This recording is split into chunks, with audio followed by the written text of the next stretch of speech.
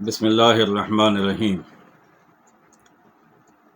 جزم اور سکون کے حوالے سے جو سبق ہم اس سے پہلے پڑھ چکے ہیں، جس میں الف سے لے کر یا تک پوری پٹی پڑھی گئی ہے، اس میں سے چند حروف کو ہم نے نہیں پڑھا تھا، جن میں سے ایک حرف ہے حمزہ۔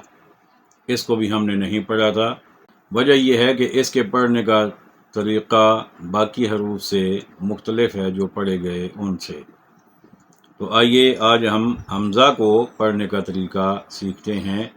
جب حمزہ ساکن ہو، یعنی اس کے اوپر جزم ہو اور اس سے پہلے کوئی متحرک حرف موجود ہو، تو اس کو جب ہم پڑھیں گے تو جھٹکے کے ساتھ پڑھیں گے۔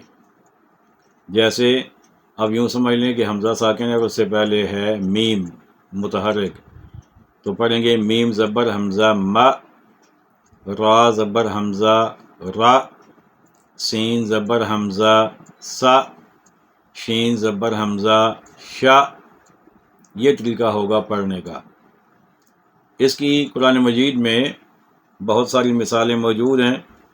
چند ایک مثالیں میں آپ کو بتائے دیتا ہوں۔ مثلاً اقرا، پہلی جو صورت نازل ہوئی، اس کا پہلا لفظ ہی ایسا ہے جس کے آخر میں حمزہ ساکنہ ہے، اقرا۔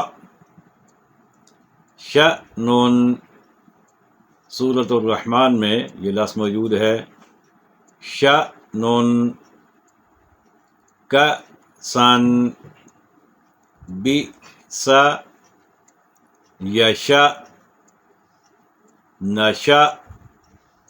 تو یہ چند ایک مثالیں میں نے آپ کو دے دیں۔ جب بھی آپ کو حمزہ نظر آئے، اس کے اوپر جزم نظر آئے، تو اس کو آپ جب پڑھیں گے تو اس کو جھٹکے کے ساتھ آپ نے پڑھنا ہے۔ اللہ تعالیٰ ہمیں سمجھنے کی اور درست طریقے سے پڑھنے کی توفیق عطا فرمائے۔